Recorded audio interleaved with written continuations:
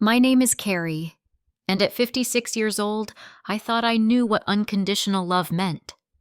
I raised my daughter Sophie alone after my divorce, gave her everything I had, and believed we had an unbreakable bond.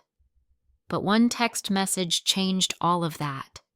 It was just 15 words that shattered 30 years of sacrifice and showed me who my daughter had truly become.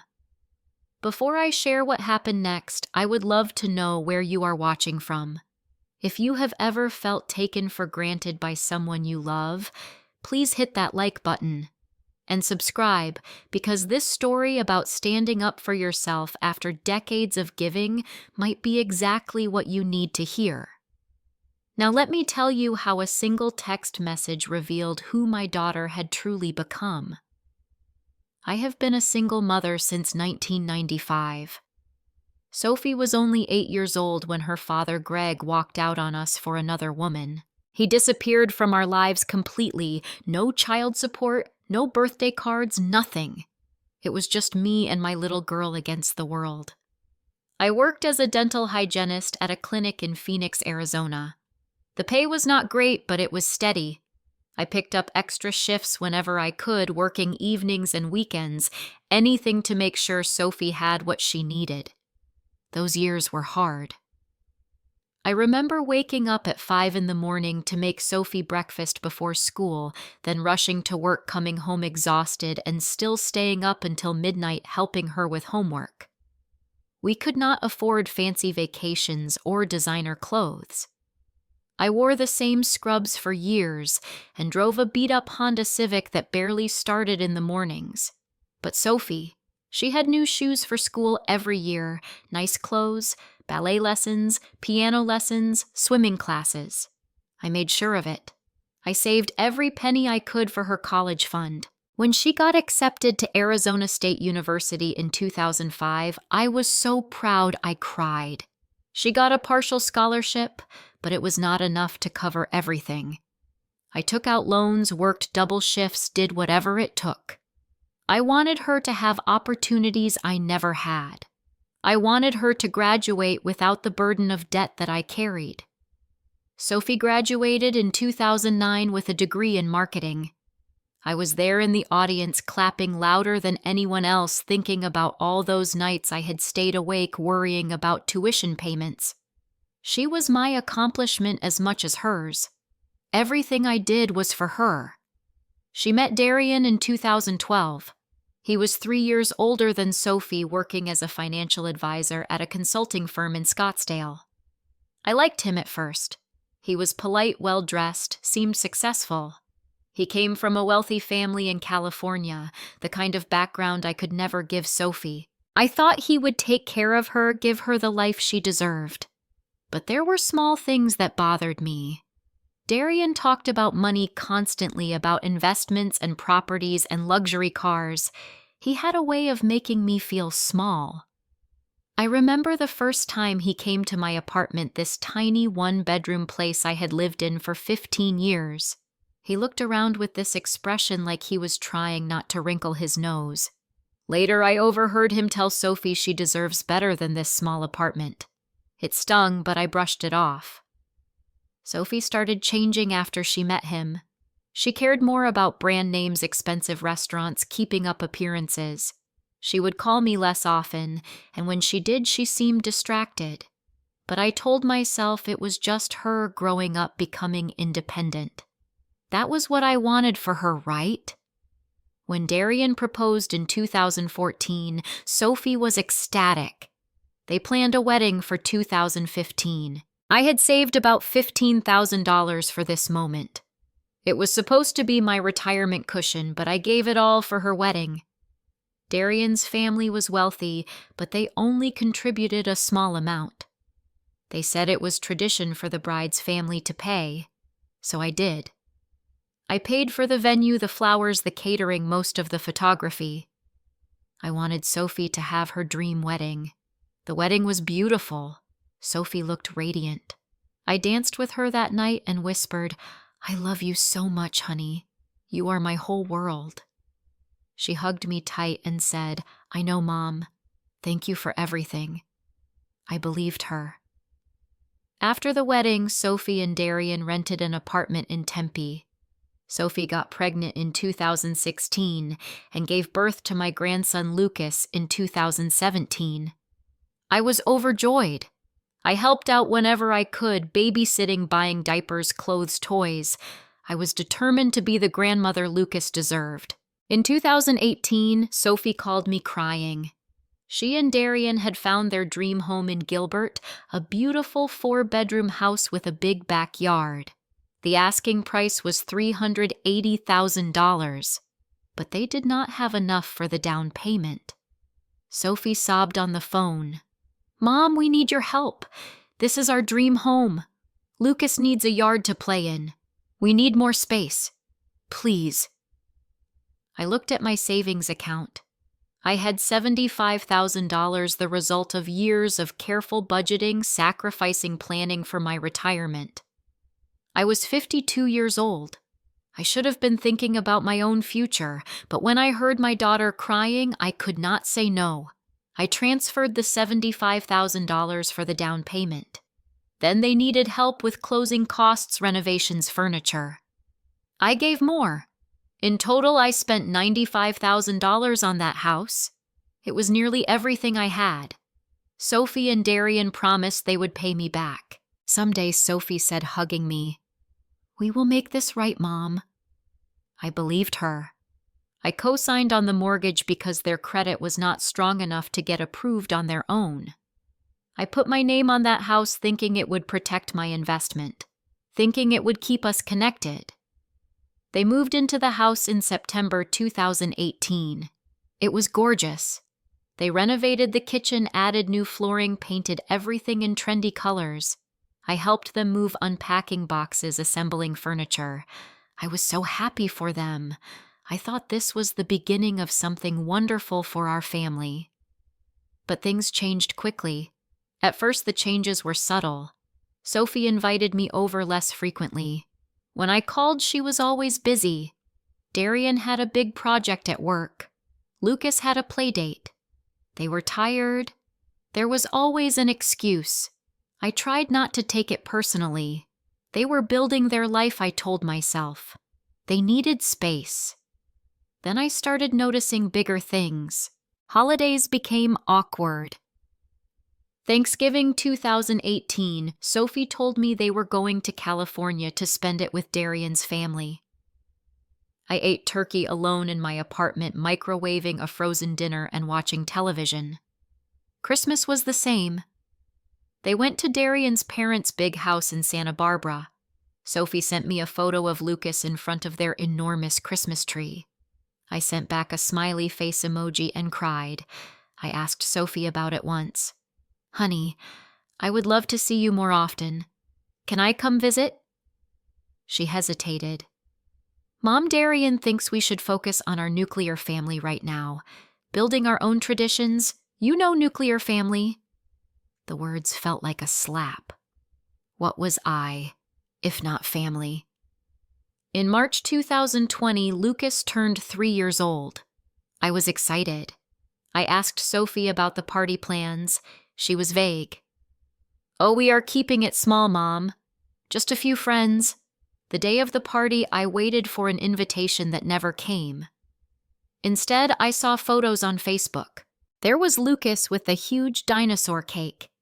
There were balloons everywhere. Darian's parents were there, smiling in every photo.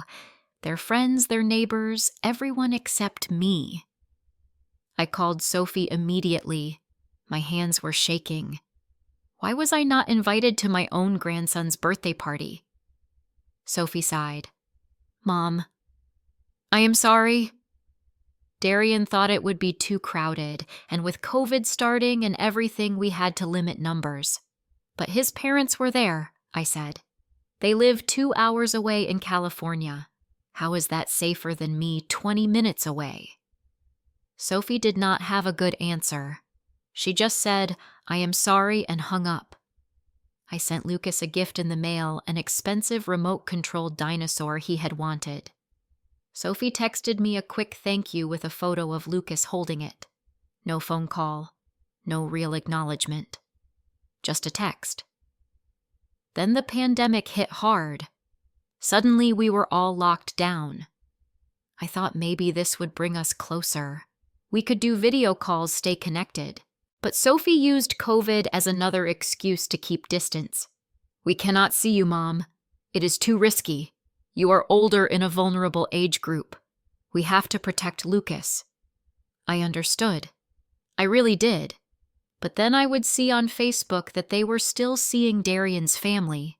There were photos of them at Darian's parents' beach house maskless hugging. When I asked about it, Sophie got defensive. "That is different, Mom. They are being careful too." I felt like I was going crazy. How was it different? The video calls were painful. They happened maybe once a month and they were rushed. Lucas barely looked at the screen. He did not really know who I was anymore. I was just a face on a phone. Sophie would say hi to Grandma, and Lucas would wave absently before running off to play. I kept sending money. Every month I transferred $500 into Sophie's account. She had mentioned once that things were tight, that daycare was expensive. So I helped. I always helped. I sent gifts for Lucas: books, toys, clothes. I wanted him to know his grandma loved him even if I could not be there. By 2021, when vaccines became available, I hoped things would change. I got vaccinated immediately. I told Sophie, "I am fully vaccinated now. Can I see you? Can I see Lucas?" She found new excuses. Darian is working from home. The house is chaotic. Lucas has virtual school activities. I am overwhelmed with work. Maybe next month, Mom. Next month never came. I felt like I was begging for scraps of my own daughter's attention. I was watching my grandson grow up through photographs posted online. I had given them nearly everything I had, and I was being treated like a stranger. But I kept hoping. I kept telling myself that Sophie was just busy, that this was a phase, that things would get better. Deep down, though, I knew something had fundamentally changed between us. In May 2022, Sophie called me out of the blue. I was surprised. We had not talked in 3 weeks. "Mom," she said, sounding excited, "I have some news. Darian and I are planning a trip to Italy in August. We are so excited. 2 weeks in Tuscany and Rome. It has been our dream forever." My heart jumped. "Oh, honey, that sounds wonderful. I have always wanted to see Italy. When do we leave?" There was a pause, a long, uncomfortable silence. Then Sophie cleared her throat.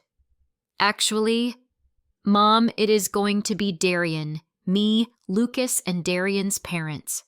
We booked this amazing villa that sleeps 8, and it is going to be incredible."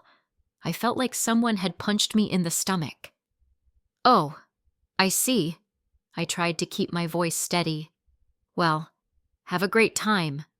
I hope you take lots of photos." "Thanks, Mom," Sophie said, cheerful again, oblivious to my pain. "I will send you pictures." After I hung up, I sat on my couch and cried. I cried for the little girl I had raised alone. I cried for all the sacrifices I had made. I cried because my own daughter did not think I deserved to be part of her family vacation. A week later, I could not take it anymore. I texted Sophie. I tried to sound casual, not desperate. "Honey, I have been thinking about the Italy trip. Is there any way I could join? I would love to spend time with you and Lucas. I can pay my own way. I promise I would not be a burden." 2 days went by with no response. I called. No answer. I texted again. Nothing. Finally, on the 3rd day, my phone buzzed. It was a text from Sophie.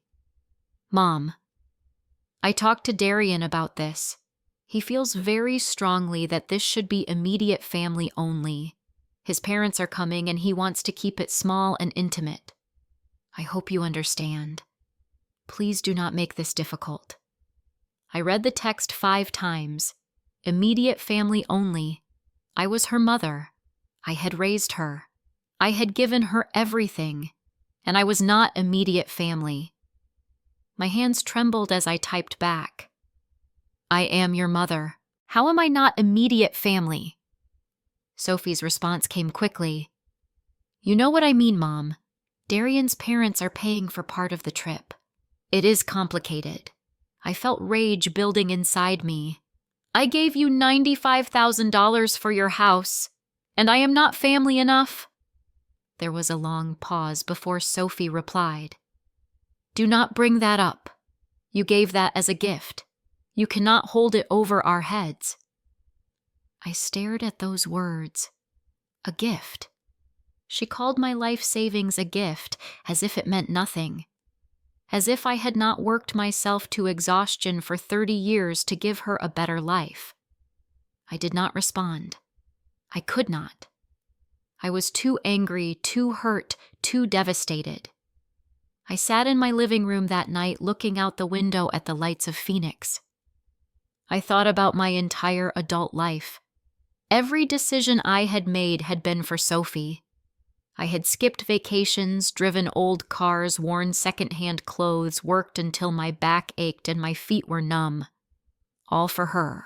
And she had the audacity to tell me I was not immediate family. The next morning, I called my friend Helen. She was a lawyer, someone I had known for 20 years. I trust her completely. Helen.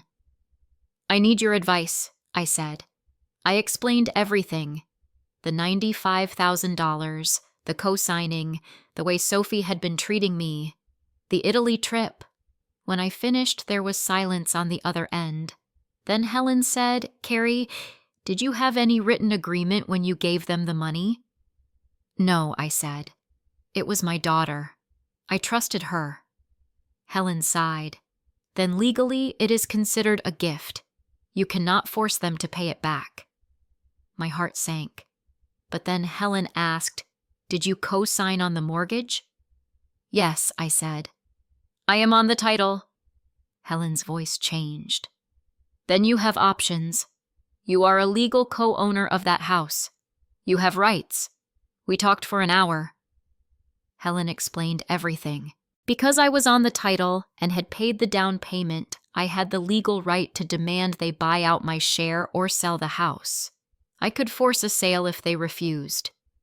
It was risky, Helen warned. This could destroy your relationship with Sophie permanently. I thought about the relationship we had now.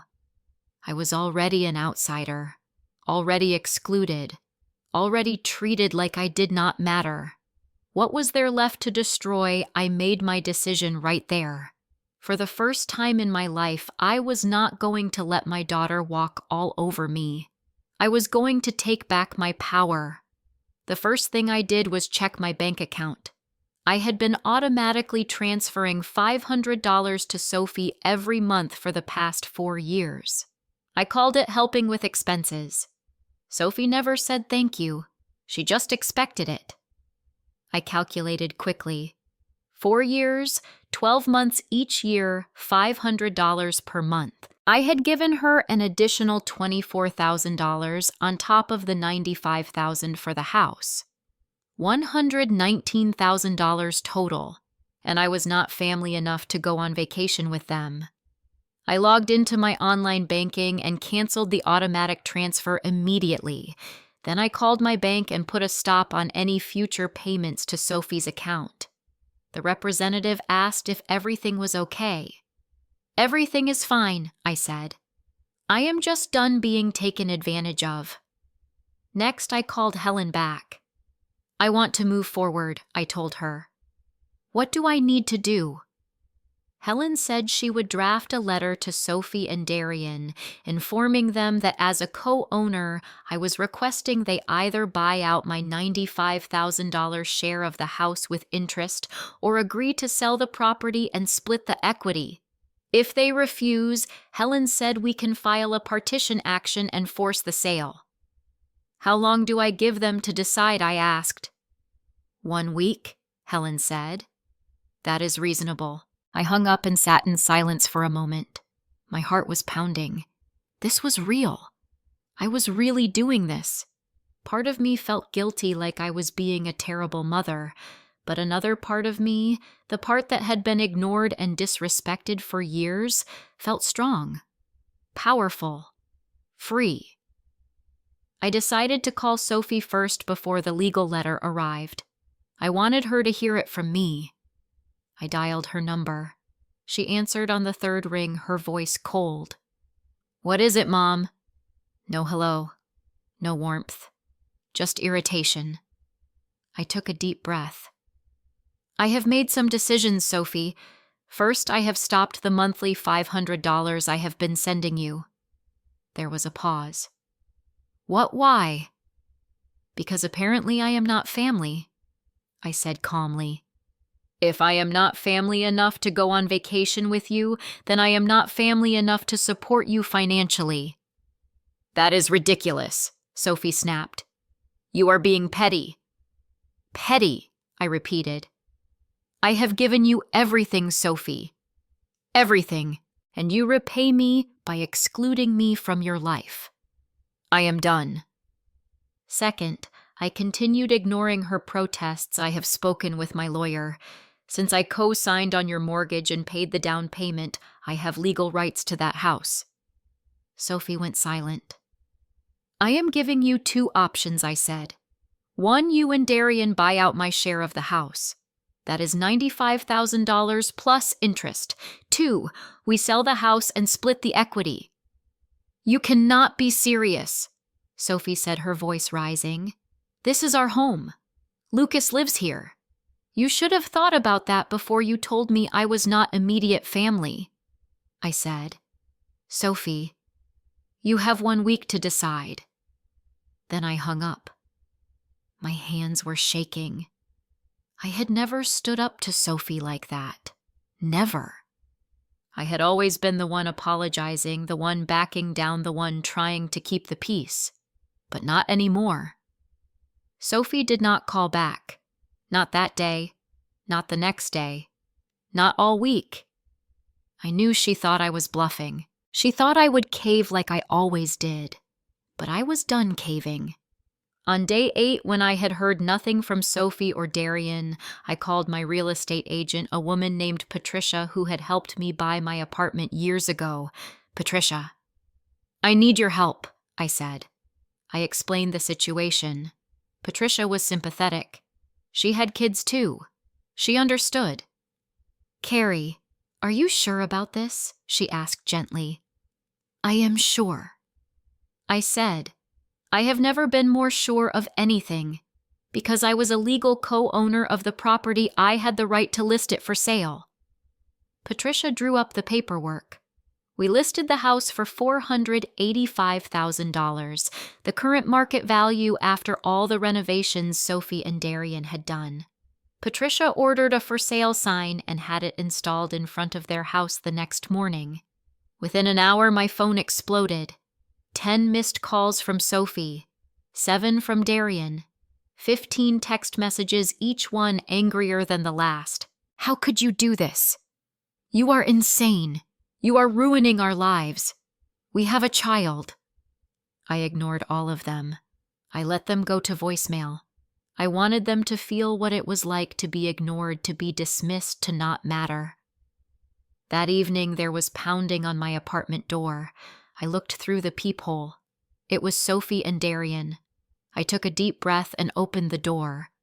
Darian pushed past me into my apartment. His face was red, his eyes furious. "What the hell do you think you are doing?" he shouted. "You cannot sell our house." I stood my ground, my voice calm. "I can. I am a co-owner. Check with your lawyer if you do not believe me." Sophie was crying. "Mom, please," she sobbed. "You are ruining our lives. What about Lucas?" "What about Lucas?" I repeated, my voice rising. "I am his grandmother, but I was not allowed at his birthday party. I am not allowed on family vacations." "How is that fair?" Darian stepped forward. "This is between Sophie and you. Do not drag me into this." I turned to face him. "You are the one who banned me from the Italy trip. You are the one who told Sophie I am not immediate family. Darian opened his mouth, then closed it. He looked at Sophie. I never said that, he muttered. Sophie. Her face pale, looked between us. Darian, she whispered. Do not lie, I said. Sophie texted me. She said it was your decision. Darian's face flushed red again, but he stayed silent. I walked to my desk and pulled out a folder. I had prepared for this moment. Inside were copies of every bank statement, every receipt, every proof of payment. $95,000 for the house, $24,000 in monthly support over 4 years, $15,000 for the wedding, countless gifts, groceries, emergency money over the years. I had documented everything. I dropped the folder on the coffee table in front of them. This is what family does, I said. This is what I did because I loved you. And you repay me by telling me I am not family enough. Sophie picked up the folder with shaking hands. She flipped through the pages, her eyes widening as she saw the numbers. Over $150,000 in 10 years. Her face crumpled. Mom, she whispered. We did not ask you to give us all that money, Darian said, but his voice was weaker now. No, I said. You did not talk. You just expected.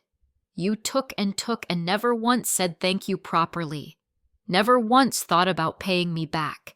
Never once included me in your lives. Sophie was crying harder now. I am sorry, Mom. I did not realize. You did not realize I asked. Or you did not care.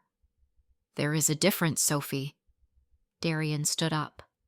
Fine, he said. We will pay you back. Just take the house off the market. I laughed. It was not a happy sound. How you cannot even afford the mortgage without my help. Where will you get $95,000? He did not answer. I looked at both of them. I will give you one chance, I said. One. Sophie looked up, hope in her eyes. Anything, Mom. Please. I sat down across from them. I want to be treated like family. That means I am invited to all family events. Birthdays, holidays, vacations. I want to see Lucas regularly. And I want you to start paying me back even if it is just a little each month. Show me you respect what I have done for you. That is reasonable, Darian said quietly. And I want an apology, I said, looking at Sophie. A real one. Not just words. I want you to mean it. Sophie slid off the couch and knelt beside me. She took my hands in hers. Mom, I am so sorry. I have been horrible. Darian's family, they are so demanding, and I got caught up trying to please them. I forgot who was really there for me my whole life. You raised me alone. You gave up everything for me, and I treated you like you did not matter. I was wrong. I was so wrong. Tears were streaming down her face. You are my mother. You have given me everything. I do not deserve your forgiveness, but I am begging for it. I looked into my daughter's eyes. I wanted to believe her. I needed to believe her. But I also knew that words were easy. Actions would tell me the truth. We will see, I said. I am going to hold you to this, Sophie. If things do not change, the house goes back on the market. She nodded. I understand. The next day, Helen drew up a formal agreement. Sophie and Darian would pay me $500 per month until the $95,000 plus reasonable interest was fully repaid. I would be included in all family events. I would have the right to visit Lucas at least twice per month. Both Sophie and Darian signed it. I signed it too. It felt strange putting our family relationship into a legal contract. But it was necessary. I could not trust promises anymore. I needed guarantees. Patricia took the house off the market. The for sale sign came down, but I kept a copy of the listing in my desk drawer, a reminder that I was serious, that I would not be pushed around anymore. The first month after the agreement, Sophie called me 3 times a week. She invited me to dinner. I was cautious. I did not trust this sudden change, but I agreed to come. When I arrived at their house, Darian was polite but distant. He greeted me at the door, took my coat, offered me a drink. It was stiff formal, but it was more than I had gotten in years. Lucas ran to me when he saw me. "Grandma," he shouted, throwing his little arms around my legs. My heart melted. I picked him up and hugged him tight. I had missed him so much. We played with his toys before dinner. He showed me his room, his books, his favorite stuffed dinosaur. He talked nonstop, and I soaked up every word. Dinner was awkward at first. We all sat around the table trying to pretend things were normal. But they were not normal. There was too much hurt between us. Still, we tried. Sophie asked about my work. I asked about theirs. We talked about Lucas's preschool. It was surface level, but it was a start. At the end of the evening, as I was leaving, Sophie hugged me. "Thank you for giving us another chance," she whispered. I nodded. "Just keep your promises," I said. 2 days later, I received a check in the mail, $500, the first payment. I deposited it into my account. The next month, another check arrived, and the month after that. Sophie started calling more often, sending me photos of Lucas, inviting me to small family outings. We went to the zoo together. We had lunch at a park. Slowly, carefully, we were rebuilding something. It did not feel like it used to. There was a new dynamic now, one based on respect, rather than just me giving endlessly. In month 4, Sophie called me with excitement in her voice. "Mom, we are planning a weekend trip to San Diego in a few weeks. Would you like to come?" I was stunned. "Really?" "Yes," Sophie said. "Lucas keeps asking for you, and honestly, I want you there too. I want us to spend time together." I agreed. The San Diego trip was wonderful. We stayed in a hotel near the beach. Lucas and I built sandcastles. Sophie and I walked along the pier talking like we used to. She told me about her struggles at work, her fears about being a good mother, her stress about money. I listened. I did not lecture. I just listened. And she listened when I talked about how lonely I had been, how excluded I had felt. We cried together. We hugged. It felt like healing. Darian was still guarded, but he was trying. He included me in conversations. He thanked me for coming on the trip. He even took a family photo with all of us, including me. It was a small gesture, but it meant something. By month 6, our relationship had shifted dramatically. I was part of their lives again. I saw Lucas every week. We had Sunday dinners together. Sophie and I went shopping, grabbed coffee, talked on the phone like friends. She asked my advice on parenting, on work, on life. She valued my opinion again. I realized something important during this time. Setting boundaries was not selfish. It was necessary. For years, I had given and given without asking for anything in return, and it had created an unhealthy dynamic.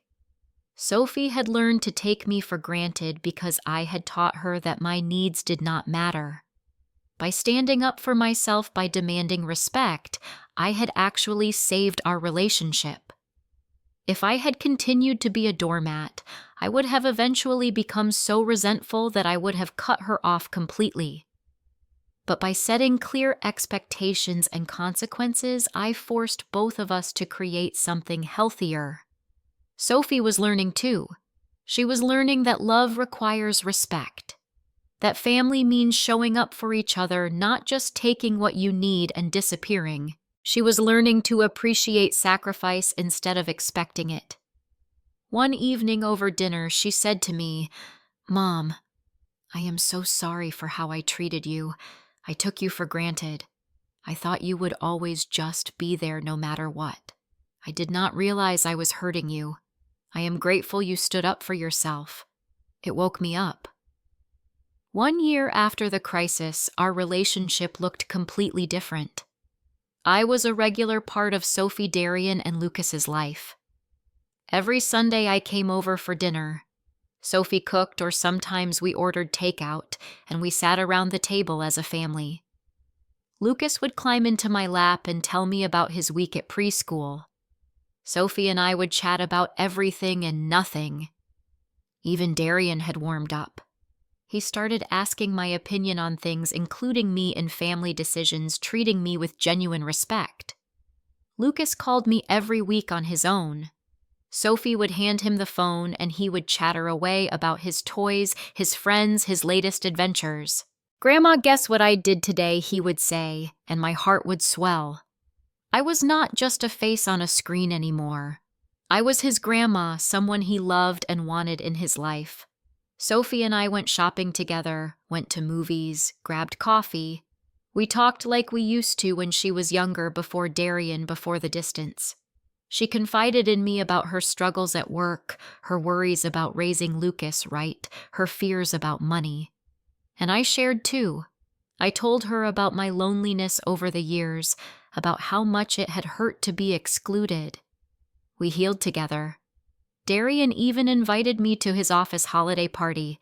It was a small gesture, but it mattered. He introduced me to his colleagues as his mother-in-law, with pride in his voice. We were not close, Darian and I, but we had reached a place of mutual respect. Financially, Sophie and Darian had paid back $6,000 so far. There was still $89,000 to go, but they were consistent. Every month the check arrived. It was not about the money anymore, though. It was about the principle. They were showing me that they valued what I had done, that they respected me enough to honor their commitment.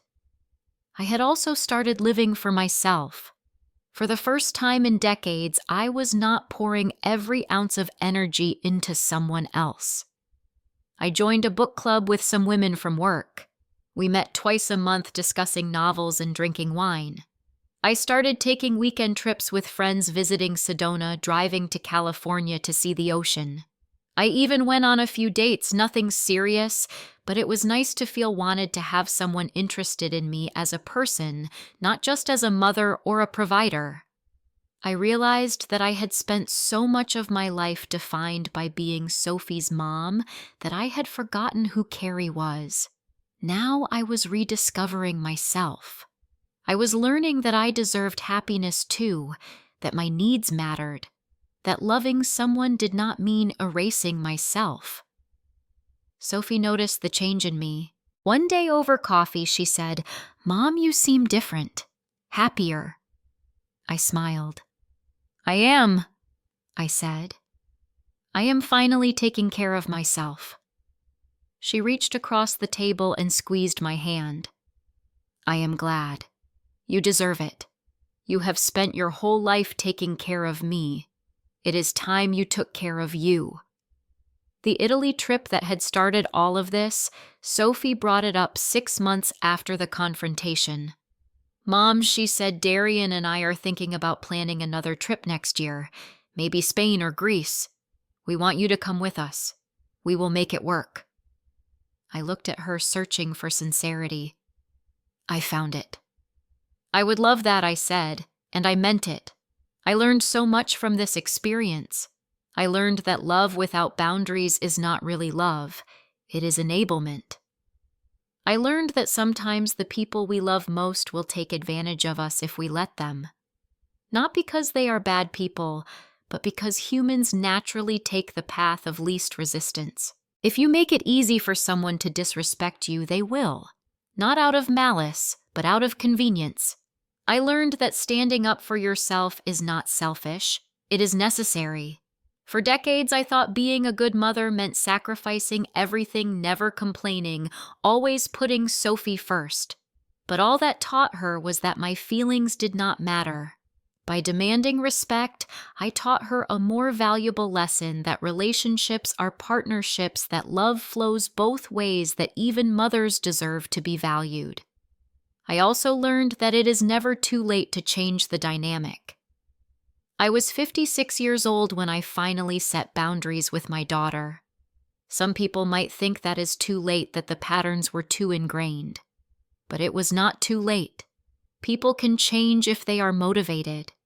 And sometimes you have to create that motivation. You have to be willing to risk the relationship to save it. Most importantly, I learned to value myself.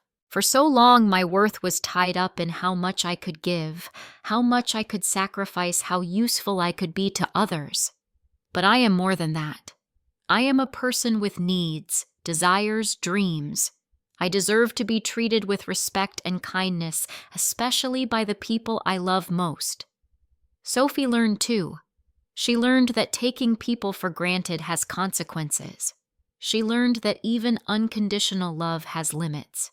She learned to appreciate what she has before it is gone. Our relationship now is not perfect. We still have moments of tension, old patterns trying to resurface. But we catch ourselves. We talk things through. We respect each other. Looking back now, I do not regret putting that house up for sale. It was the wake-up call we both needed. Sometimes the hardest thing you do is also the best thing. I almost lost my daughter because I loved her too much and respected myself too little. I gave until I had nothing left, and then I was angry when she did not appreciate it. But she did not know how to appreciate it because I had never taught her that my sacrifices had value. I had just kept giving, silently hoping she would notice. When I finally stood up for myself, when I said enough, it shocked her. It shocked me too. I had never been that person. I had always been the one who caved, who apologized, who made everything okay. But that version of me was exhausted. She was resentful. She was dying inside. The new version of me, the one who set boundaries and demanded respect, she was stronger, healthier, happier. Sophie is a better person now too. She is more thoughtful, more appreciative, more aware of other people's feelings. She does not take me for granted anymore because she knows I will not allow it. Our relationship is built on mutual respect now, not just obligation, and that makes it stronger. Lucas is growing up seeing a different model of love. He sees his mother treating his grandmother with respect. He sees his grandmother standing up for herself. He is learning that love is not about one person giving and the other taking. It is about balance, respect, reciprocity. Those are lessons that will serve him well in his own relationship someday. As for me, I am finally at peace. I am not angry anymore. I am not resentful. I am not waiting for someone else to validate my worth. I know my worth. I have rebuilt my relationship with my daughter on healthier terms. I have a beautiful grandson who loves me. I have friends, hobbies, a life of my own. I am not just someone's mother. I am Carrie, and that is enough. If there is one thing I want you to take away from my story, it is this. Do not wait until you are 56 years old to stand up for yourself.